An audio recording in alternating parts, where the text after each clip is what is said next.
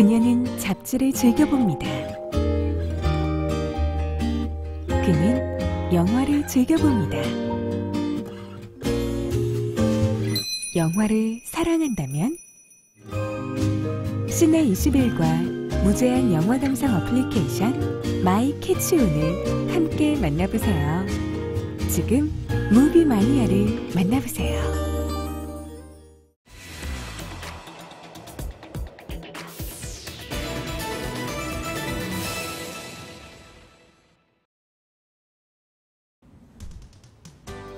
안녕하십니까. 정치부 송환용입니다.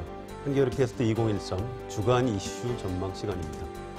국회의원이 된 무소속 안철수 의원이 활발하게 움직이기 시작했습니다. 정책연구소를 만들기로 했고요. 최장집 교수를 이사장으로 영입했습니다. 정치인들이 하는 기자 간담회도 했습니다. 이제 진짜 정치인이 된 것 같습니다. 안철수 의원이 요즘 무슨 말을 하고 어떻게 행동하고 있는지, 왜 그런 것인지, 앞으로 무엇을 하려는 것인지 하나하나가 다 궁금합니다. 오늘은 정치인 안철수를 주제로 한겨레 캐스트를 진행하겠습니다. 안철수 의원을 담당하는 기자죠. 정치부 하호영 기자에게 도움 말씀을 부탁드리겠습니다. 하호영 기자, 안녕하세요. 네, 안녕하세요. 예, 먼저 가벼운 것부터 좀 몇 가지 궁금증을 풀어볼까요? 국회의원으로서 일상적인 활동이 좀 궁금한데요. 네. 국회 그 상임위원회 문제는 어떻게 정리가 됐습니까? 지난 23일이죠. 보건복지위로 결정이 됐습니다. 그렇군요. 예. 뭐 브리핑을 통해서 안 의원이 의사 출신으로 의료 보건 분야에 대해서 전문성을 갖추고 있어서 보건복지위로 결정했다라고 의장실에서 발표를 했습니다. 네, 본래 그 보건복지위원회 어떤 의원이 한번 그만두셨죠? 바꿔주신 거죠, 상임위원회를? 네, 그렇죠. 네. 네, 민주당의 이하경 의원. 이하경 의원이 보건복지위원회에서 정무위로 가셨습니다. 정무위원회로 가고 예. 그 자리에 이제 안철수 의원이 들어가신 거죠. 예. 알겠습니다. 안철수 의원의 그 국회의원 회관, 의원 회관에는 그럼 그 보건복지위원회하고 관련이 있는 그런 보좌진들이 지금 있는 건가요? 아직은 상임위와 직접적으로 관련 있는 보좌진을 뽑지는 않았습니다. 네, 그렇군요. 예. 원래 한 자리가 비어 있었는데요. 보좌진이 전체 9명까지 뽑을 수 있는 자리가 있는데요. 한 명은 상임위의 전문성을 가진 사람으로 뽑겠다라고 해서 보좌관 한 자리를 비워뒀습니다. 자, 가벼운 궁금증 또 하나 있는데요. 국회의원들이 보통 검은색 승용차를 타고 다닙니다. 네. 안철수 의원이 무슨 차를 타고 다니는지 저는 네. 이것도 궁금한데요. 네. 많이 타고 다니는 차가 전형적인 차가 리무진, 아주 큰 차죠. 근데 안 의원이 타고 다니는 차는 저희 카니발이라는 그 승합차입니다. 아, 그런가요? 예, 카니발 리무진. 이것도 리무진은 리무진입니다. 약간 좀 규모가 있는 차인데요. 그리고 색깔은 하늘색입니다. 굉장히 좀 독특하죠. 예. 다른 의원들하고 좀 차이가 있군요. 예. 보통 여성 의원 중에 그 은색이나 아니면은 그 다른 색깔 있는 차를 타고 오는 경우가 있는데 남자 의원으로서는 거의 드문 경우 아닌가 생각이 됩니다. 알겠습니다. 안철수 의원이 국회의원 배지를 달고 다니나요? 어떻습니까? 안 의원이 직접 이런 얘기를 했어요. 지역구 행사를 갔는데 어떤 어르신 한 분이 왜 배지를 안 달고 다니냐. 안 달고 갔군요. 예. 네. 그래서 한번 그 지적을 받은 적이 있다고 합니다. 그 이후에는 아주 열심히 달고 다니는 걸로, 항상 달고 다니는 걸로 네. 그렇게 알고 있습니다. 네, 알겠습니다. 자, 이번에는 지난주에 있었던 기자 간담회 얘기를 좀 해보겠습니다. 자, 하호영 기자도 담당 기자니까 현장에 당연히 가셨죠? 기자 간담회는 어느 식당에서 했습니까? 예, 보통 정치인들이 기자간담회를 어떤 식당에서 하느냐는 궁금해하진 않는데요. 사실 안 의원이라 그런지 어느 식당에서 했는지부터 모두들 다 궁금해하시더라고요. 예, 여의도에 있는 한 식당인데요. 네. 상대적으로 좀 저렴한, 보통 여의도가 지대가 워낙 높아가지고 고가의 음식들이 많은데요. 상대적으로 좀 저렴한 편인. 그렇군요. 예. 비싼 집은 아니다. 그러면 예. 그날 밥값은 누가 냈습니까? 예, 안 의원실에서 냈습니다. 아, 그런가요? 예. 이전에 총선 때는 그리고 총선 때나 이전 그 대선 당시 예비 후보 시절에는 기자들이 이렇게 돈을 내서 그 비용을 처리하기도 했는데요. 이번 같은 경우에는 보통 의원들이 하는 것처럼 기자간담회 자리에서 의원실에서 해결하는 걸로 그렇게 된 것 같습니다. 예. 간담회 기자들이 몇 사람이나 왔던가요? 전체로 봤을 때는 한 50명 이상이 왔는데요. 네, 상당히 많이 왔군요. 보통 그 당대표 기자간담회 이상으로 많이 온 것이죠. 예. 사진 기자들도 굉장히 많이 몰렸고요. 네, 알겠습니다. 안철수 의원 쪽에서 누가 배석을 했습니까? 의원실 관계자들 배석한 정도 이외에는 보통 우리가 흔히 측근으로 알려진 분들은 배석하지는 않았습니다. 네, 음식은 뭘 먹었나요? 음식은 그 차돌박이 전골이라고요. 네. 점심 메뉴로 그 식당에서 유명한 네, 그걸 먹었습니다. 네. 네, 알겠습니다. 자, 간담회를 전체적으로 한 2시간 정도 예, 예. 한 거죠? 예. 그날 그 기자들한테 취재하러 오라고 공지를 하는 과정에서 마크맨이라는 표현을 썼다. 예. 그 부분을 하호영 기자가 기사에다 쓴 게 기억이 나는데요. 예. 왜 그런 표현을 썼을까요? 사실 대선 당시에 그 예비 후보로서의 경험 때문인 것 같아요. 그러니까 보통 대선 후보로 나서면 각 그 회사마다 한 명씩 마크맨을 있죠. 붙이거든요. 예. 그 기억을 이제 의원회관에 들어온 다음부터도 계속 유지하고 있어서 어찌 보면은 자신감이 엿보이는 대목이기도 하고요. 또 다른 면에서 봤을 때는 일부 기자들은 그것이 좀 지나치다라는 뭐 그런 지적도 있었습니다. 아직도 대선 주자인 줄 그렇죠. 아느냐, 예. 뭐 이런 비판은 가능하겠네요. 예. 알겠습니다. 자, 이런 간담회를 앞으로도 자주 한다고 합니까? 사실 안 의원이 직접 한 얘기인데요. 그 기자들에게 자신의 정책이나 앞으로의 전략에 대해서 직접적으로 알리기보다는, 그러니까 간담회 형식으로 알리기보다는요. 21일, 다음 달 21일이죠. 그 처음 세미나가 시작되는데 세미나나 연구소의 결과물 형식으로 알릴 것으로 보입니다. 그래서 기자간담회가 자주 있을 것 같지는 않습니다. 아, 그렇군요. 예. 알겠습니다. 자, 간담회 본론으로 조금만 들어가 볼까요? 예. 제 기억에는 그 독자 세력화 예. 의지를 밝힌 대목이 좀 가장 눈에 띄던데요. 예, 예. 실제 안철수 의원 발언은 어떤 내용이었습니까? 간담회 중간에 그 기자들이 가장 많이 물었던 것이 민주당과의 관계였거든요. 네. 그리고 특히나 이제 단일화나 민주당이 같이 갈 세력이 아니냐라는 지적들이 계속 나왔습니다. 여기에 대해서 일단은 안 의원이 여론조사를 요즘 보면 그런 흐름은 아니다. 일반 시민의 여론은 여의도와는 좀 다르다라고 분명히 지적을 했고요. 박기춘 원내대표를 만났을 때 그분 말씀이 교섭단체를 국회의원 10명 정도 있으면 교섭단체를 만들어야 건강한 3세력이 생겨나고 서로 힘으로 밀기보단 타협하면서 원래 정치 모습대로 가는데 바로 그 타협이 정치 아니냐 그 네. 말씀을 하셨고 내가 거기에 공감했다. 현재는 원내교섭단체를 구성하려면 20명이 필요하죠. 그렇죠. 예. 10명으로 낮춰야 한다. 네. 이런 말을 박기춘 의원이 네. 얘기했고 안철수 의원도 공감을 했다. 예, 예. 그런 얘기죠. 예. 알겠습니다. 그럼 신당 창당에 대해서는 기정사실화하고 있는 것인가요? 네, 그렇습니다. 언제쯤 하게 되나요, 신당 창당을? 사실 신당 창당에 대해서는 분명하게 얘기하고 있지는 않습니다. 본인은 말이 앞서는 사람이 아니다라는 말로 그걸 대신했거든요.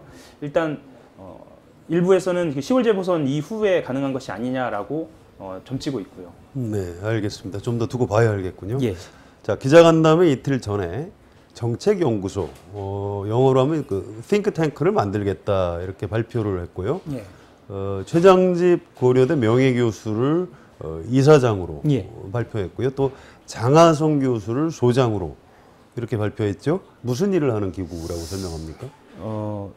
가장 쉽게는 안철수 의원이 당장 6월 국회부터 필요한 그 의정 활동의 정책 네. 그리고 법안을 생산하는 기지로서의 역할을 할 것이고요. 또 나아가서 신당 창당을 위한 전추 기지랄까요?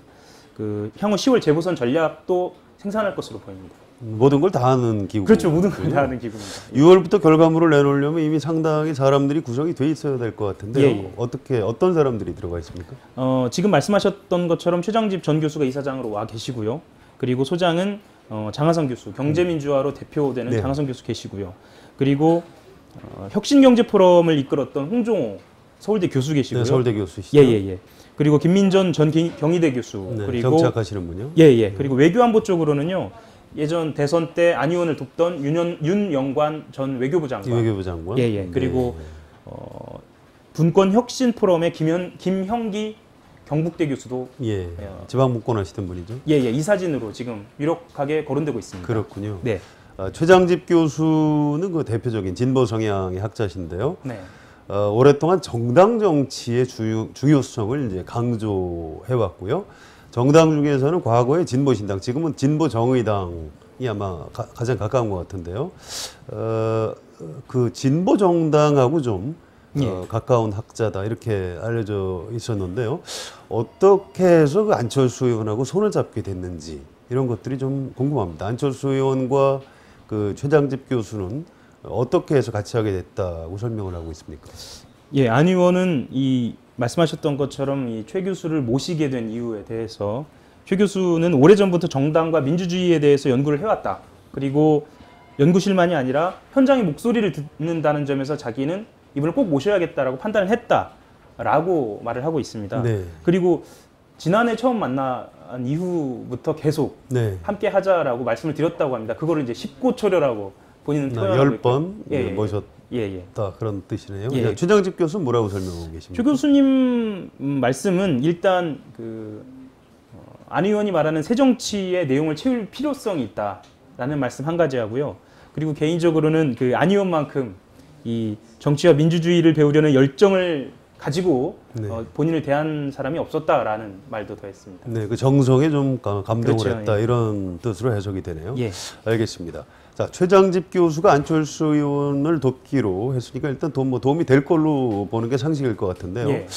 이게 뭔가 좀 잘 안 맞을 수도 있겠다 이런 의견도 있다고 하던데요. 네, 안철수 교수가 원래 정당 정치에 대한 이해가 부족하다라는 그런 지적이 끊이질 않았습니다.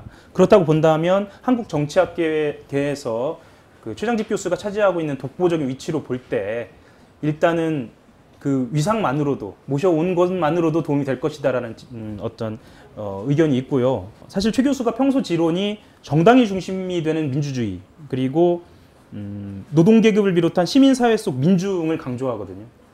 그들이 중심이 된 정당을 강조를 하고요. 그렇다고 본다면 안 의원이 이전에 강조해온 무당파 중도를 잡기 위한 새정치 하고 좀 다르죠? 예, 와는 조금 차이가 있습니다. 네. 예. 그게 이제 어떻게 조화를 이룰지 네네. 이런 것들이 궁금하다 그런 얘기겠죠. 예, 예. 최장집 교수님은 오랫동안 손학규 전 민주당 대표의 후원회장을 맡아오고 맞습니다. 있는 예. 분인데요. 예. 최장집 교수를 통해서 안철수, 손학규 또 손학규, 안철수 연대가 이루어질 수도 있다 이런 관측이 있던데 어떻게 예. 보십니까? 결론부터 말씀을 드리면은요, 그 가능성은 좀 낮다고 볼 수 있습니다. 왜 그렇게 보시죠? 손 전 대표의 측근의 말을 좀 빌자면은요, 네. 손 전 대표는 먼저 외부가 아닌 민주당 내의 혁신이 우선이다라고 그렇게 강조를 하고 있습니다. 그래서 측근은 안철수 신당으로는 합류하는 일이 없을 것이다라고 이야기를 하고 있습니다. 안철수 의원의 최근 발언 중에서 가장 관심이 가는 대목은 이른바 독자 세력화 발언일 것입니다. 올 10월 재보궐선거 그리고 내년 6월 지방선거에서 민주당과는 선거연대를 하지 않겠다는 것입니다. 그러면 어떻게 되는 것일까요? 몇 가지 가정을 해보겠습니다. 우선 안철수 신당이 아주 잘 되면 내년 지방선거 이후에는 민주당을 무너뜨리고 제1야당이 될 수도 있을 것입니다. 거기까지는 미치지 못하더라도 확실한 제3정당으로 자리를 잡을 수만 있다면 양당 체제로 고착화된 우리나라 정치 지형을 바꾸게 될 것입니다. 반대로 잘 안 될 수도 있습니다. 그렇게 되면 과거에 문국현 전 의원의 창조한국당처럼 지리멸렬하게 될 수가 있습니다. 또 민주당과 치열한 경쟁을 하면서 야권을 분열시켜서 집권 여당만 어부지리를 얻게 되는 그런 이상한 결과를 빚을 수도 있을 것입니다.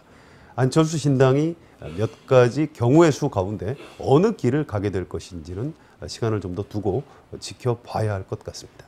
그런데 저는 안철수 의원과 주위 분들에게 이런 부탁을 드리고 싶습니다. 첫째, 더 이상의 정치 혐오증에 기대지 말라는 것입니다. 안철수 현상의 시작은 기존 정당과 기존 정치 질서에 대한 유권자들의 거부감이었습니다. 하지만 그런 정서에는 과거 이승만, 박정희, 전두환 이런 독재자들이 확산시켜 놓은 맹목적인 정치 혐오증도 포함되어 있었습니다.